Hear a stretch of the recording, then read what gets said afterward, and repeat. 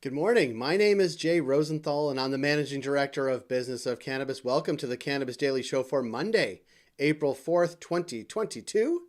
Since 2017, we have highlighted the companies, brands, people, and trends driving the cannabis industry, and that's what we look to do here every day on the Cannabis Daily Show. We would love to hear from you in the comments, and always feel free to visit us at businessofcannabis.com, as well as through all of our social channels, including Twitter, LinkedIn, Facebook, Instagram, and if you're watching on YouTube, please smash the subscribe button. Following the rundown of today's top cannabis news and industry insights, we'll be joined by David Kessler. He's the Chief Science Officer of Agrify, which is a leading cannabis company that uses data, science, and technology to help cultivators work more efficiently, effectively, and profitably around the world. Also, the European Cannabis Report 7th edition is available for download as of the end of last week. It's put up by our friends and partners at Prohibition Partners. Information is on that in the description below. You can check it out and download it from there. In September, we will be in New York for a 2-day bonanza called Business of Cannabis New York. We look forward to seeing you there. Information about that event is in the description below as well. For today's stories, the MORE Act passes the House of Representatives in the U.S. Texans are expected to take advantage of New Mexico's new cannabis adult use sales, and sales amendments for applications for processors no longer needed by Health Canada. We'll get into that as well. For our first story, as expected, last week the MORE Act once again passed the U.S. House of Representatives by a relatively slim margin, 220 votes to 204. This is in a story from Forbes, but it's also expected to be an uphill battle in the Senate. Interestingly, there were just 3 Republicans that voted in favor of the bill: Matt Gaetz, Brian Mast of Florida, and Tom McClintock of California. 5 Republicans back in 2020 actually voted for the bill, so the number of Republicans supporting the MORE Act is actually going down, not up. 2 Democrats voted against the bill: Harry Quayler of Texas and Representative Chris Pappas of New Hampshire, who wanted an amendment that was not voted on. So the MORE Act is expected to not advance in the Senate, partly because of Senate Majority Leader Chuck Schumer's own bill that he would like to advance, heavily focused on social equity and social justice. And our thoughts, at least, is that the White House doesn't necessarily want this issue on their plate right now amidst a war, rising gas prices, inflation, COVID, whatever you want. This is not one of the things the White House wants on their plate right now, according to us, not necessarily according to any other source. For our second story, adult use cannabis sales kicked off in New Mexico on Friday. No kidding. And some entrepreneurs in the state are banking on traffic coming from their neighbors in Texas, where cannabis legalization hasn't even made any progress. This in the Associated Press. About 30 businesses have applied for licenses in Sunland Park, which has a huge population of 17,000 people. For example, El Paso, Texas is close by. It's very close by, and so is Ciudad Juarez in Mexico. But Texans are being warned not to bring cannabis products home with them, where they face penalties such as 2 years in prison and a $10,000 fine for possessing cannabis concentrates, even though gubernatorial candidate Beto O'Rourke says Republicans like to get high just as much as Democrats. We covered that story a few weeks ago. For our final story, good news for Canadian cannabis processing license holders. As of April 19th, just in time for 420, Health Canada will no longer require a sales amendment application in order to sell products. This is from a story in Mugglehead. Quote, the change will reduce regulatory burden on license holders and give new license holders the ability to bring products to market more quickly. Thanks for the notice. No kidding. Health Canada will continue to provide oversight using a risk-based approach. This according to a Health Canada document. Join us. Later this week, we'll be joined by our experts at CanDelta, the regulatory advisory of Business of Cannabis, to unpack what this all means for you as consumers, for you as retailers, for you as processors or would-be sellers of cannabis. Those are the stories we're watching today. Join 12,000 others and catch all these stories and more in your box every day at 7 a.m. with our Cannabis Daily newsletter. And coming up, on our BofC Live segment, we connect with David Kessler, the Chief Science Officer of Agrify, to talk about their approach to helping cannabis cultivators around the world set up operations and thrive. This is a conversation with David Kessler.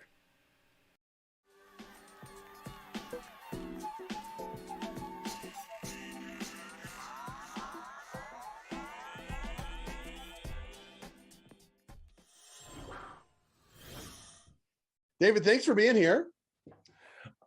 So happy to be here. Thank you for having me. Well, we were chatting a minute before we came on. I feel like kindred spirit. Right now, it's a picture of your backyard in New Hampshire. I'm a New England guy, but also you went to school in way, way, way upstate New York, which is kind of like Ontario, where I live now.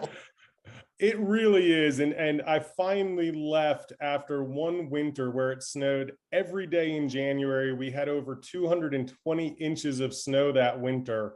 And it just broke me. I was growing tropical plants at the time, and we decided to move to Atlanta to start a orchid nursery and just get away from the snow. So I don't know how you do it to this day with all the snow, my friend, but I retreated for warmer weather. Well, I'll tell you, and this is totally an Ontario perspective. Upstate New York has way worse weather. Between Buffalo and Syracuse, like I tell people, you can't really drive between like November and April because you're going to be caught in a blizzard, and they won't even report there's a blizzard coming. Yeah. You'll just be caught in it. Well, you're with lake effect, right? So the wind is coming down, and so you don't see it in Toronto, but what you end up having is these huge pockets of moisture and cold weather, and you end up with these squalls, which are only for like 10 miles, right? Whiteout conditions. It's brutal. But they're only the 10 miles right in front of you on the road. That's right. Like it's for sure. Always. Spoken like someone who spent time in upstate New York. You talking about the weather and science of weather. You are a scientist, I believe, and you're the chief science officer at Agrify. Talk about what that means and then what you do. Sure. So I've always loved cannabis since my friends were consuming before I ever touched the plant. I was growing it before I ever consumed, and I was fascinated by the genetic diversity, the number of colors and aromas and flavors and shapes of the cannabis flower. I'm also a bit of a collector, so I wanted to have as many of those under my hands as I could. What I get to do for Agrify is, because we're not a plant touching company where we don't actually directly touch cannabis, I do most of my research on hemp, which is taxonomically an identical crop. Regulatorily, it's a distinction that the government set.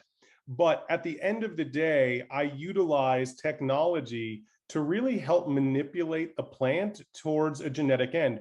One thing people consider a lot when they think about growing a plant is they're trying to provide the perfect conditions, like a utopia to grow your plants.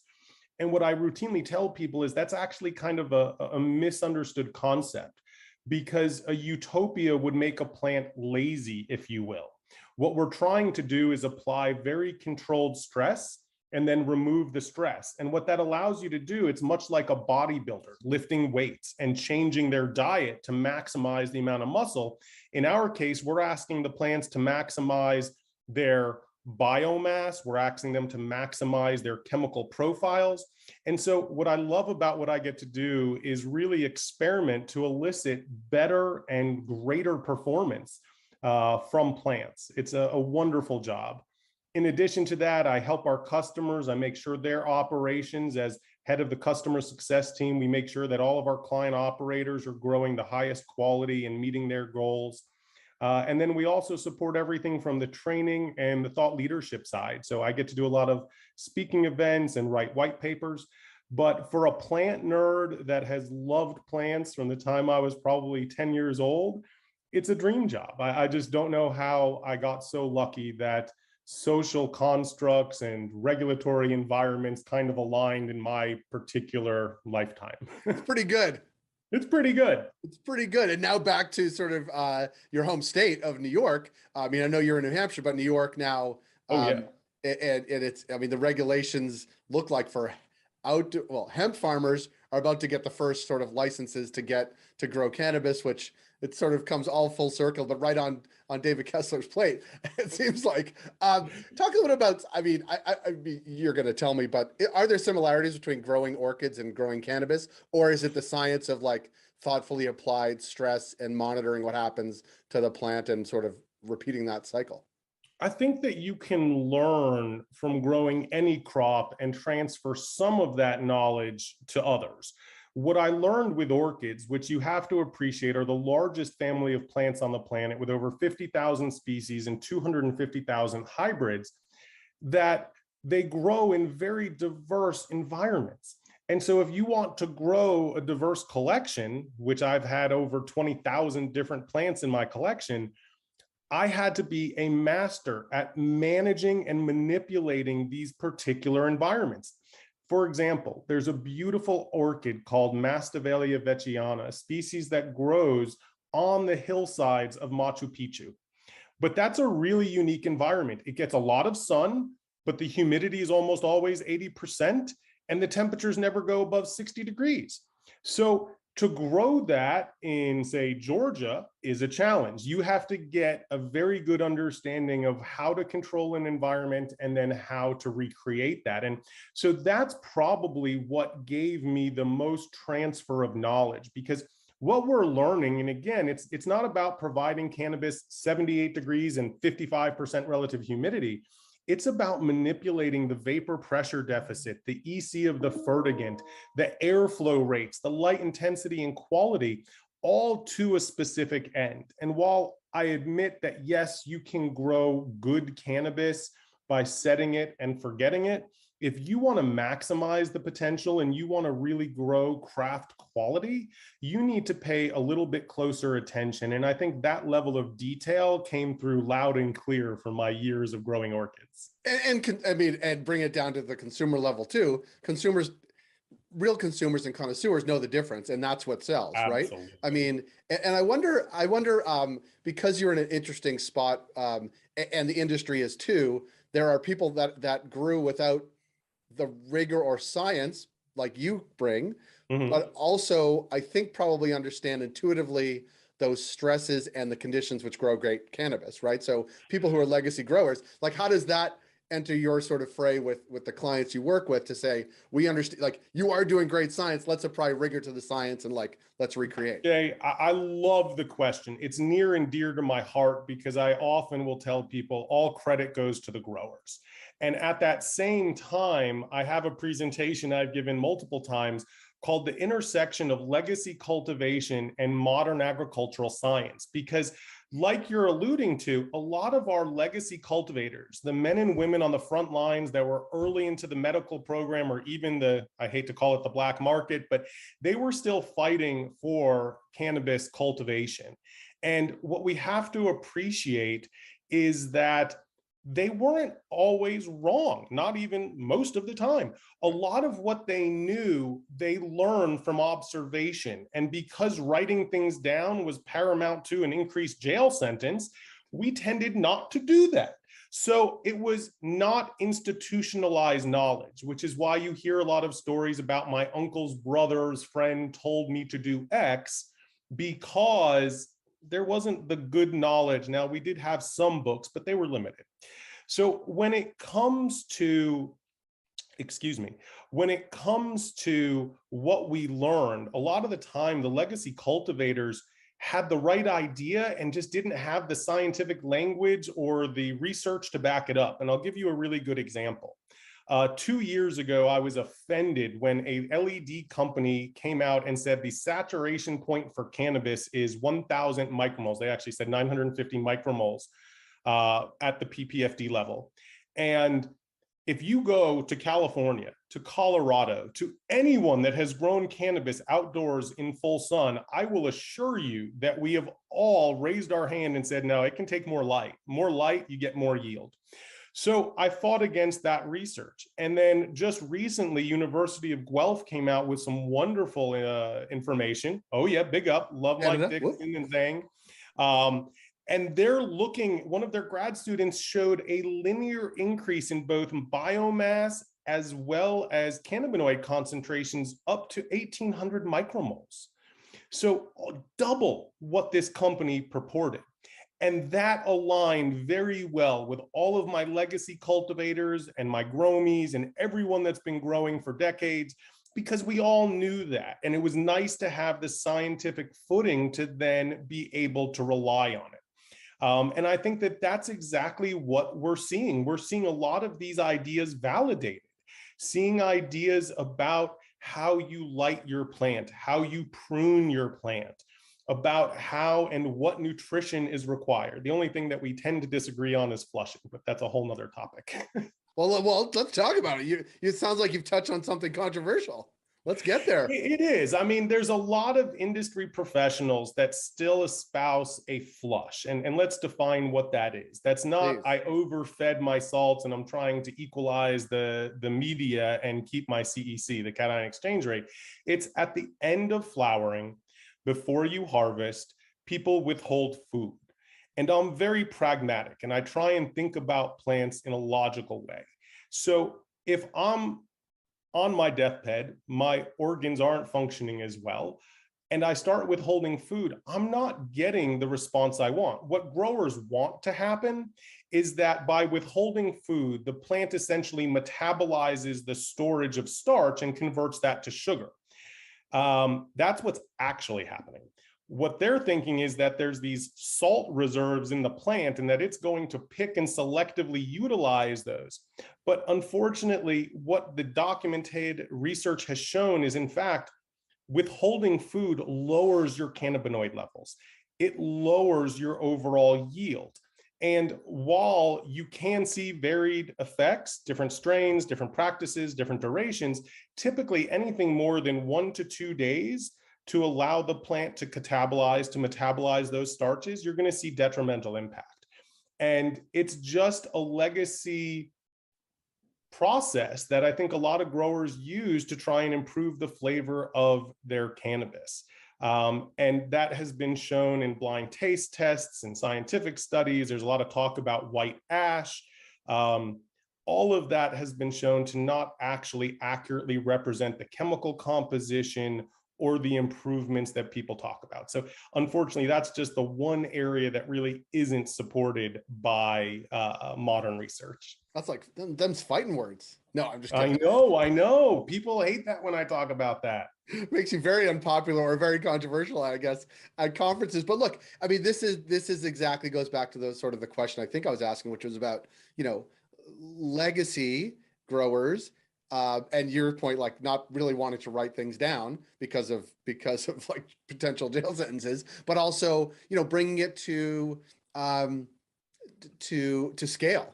Right. And Right. Before we came on, we were talking about some international markets as well. Talk a little bit about that because, what was once a Western US legalized effort is now obviously making its way to the East Coast, making its way to Canada as well, where we always had, obviously our West Coast always grew as well. But like, talk about bringing that knowledge, those legacy practices, applying the rigor of science, doing it at scale and doing it in compliant ways with some very rigorous regulations, especially, well, here in Canada, less to lesser extent in some places in the US, but certainly in Europe. Like, how does that transfer get made of knowledge? Because it is super important, but also we're trying to do it at a different scale entirely. Sure. So one of the things that I always appreciate, I've designed hundreds of different grow rooms and facilities over my 30 plus year tenure. And what I always did is I learned from each particular institution. I'll even visit other people's cultivation facilities and I'll learn best practices. I'll be able to pick up things that maybe will change the way I design facilities. And that often has to do with biosecurity and workflow optimization, just trying to minimize risk and maximize people's productivity and job satisfaction. So when we come to the institutionalization of knowledge, Agrify is a huge fan of documentation and providing data. Each one of our growth chambers, and just to talk a little bit about Agrify's approach, we essentially take a growth chamber, which is roughly 4 feet by 8 feet by 9 feet tall, and we control the environment to a degree which really is only seen in the research community, within a 0.5 degree centigrade on temperature, within 5% of your relative humidity, 100 parts per million CO2. We have laminar, translaminar airflow. We have subcanopy airflow. All of the air is cycled, multiple times every minute. And ultimately what we deliver is the control over that growing environment. But then in order to scale that, each chamber is individually controlled. So if you have 100 of our VFUs, our vertical farming chambers, then you can have 100 different growing environments and treat each one differently. So you can actually do what's best for the strain in each chamber at any given time. To support the institutionalization of knowledge, we have documented hundreds of pages of standard operating procedures and best practices. But we also look at this as an alignment with our client operators. We're not just selling you a light like a lot of people and then walking away until there's a warranty issue. We're really invested in your success in unique ways. And so what that means is I'm in charge of the customer success team. And so I'll have someone at your facility multiple days a week helping to train your employees, making sure process is followed, really allowing you to benefit from the technology through best practices. And so when we talk about the institutionalization, it goes from training the management teams on best practices for the cannabis industry down to how to relate and manage your team with weekly meetings and 13-week forecasts for quarters, and really trying to bring process that's repeatable, that's understandable, and that's productive to these cultivators. And then we actually take it a step further and we go to the facility and train the plant touching team on the ground without touching the plant, but we show them how the hardware works, how the software works. We answer the questions. We sit down with them aligned for over a week, and we really try and get them to appreciate how to use our technology to make their lives easier and to grow better cannabis. And so not only do they get that service initially, but they get it usually for over 10-year term. Wow. I love it. I've really enjoyed this conversation. I can't wait to see you on the road because I feel like that path will cross again soon. We'd love to have you back to talk about anything really. The intersection of sort of science, technology, operations, regulations, how orchids are similar to cannabis and how they're grown or not, new markets, how to scale, all those things. I really appreciate the time, David. Nice to connect with you. Nice to meet you. And we'll see you probably like this again, but definitely in real life too. I look forward to it, Jay. Thank you so much for having me on. I look forward to our next conversation and seeing you on the road. Thank you, everybody. Talk to you. Bye-bye. That was episode 60 of the Cannabis Daily Show. Thank you for joining us here on YouTube or wherever you caught the program. Please do subscribe, and we will see you tomorrow.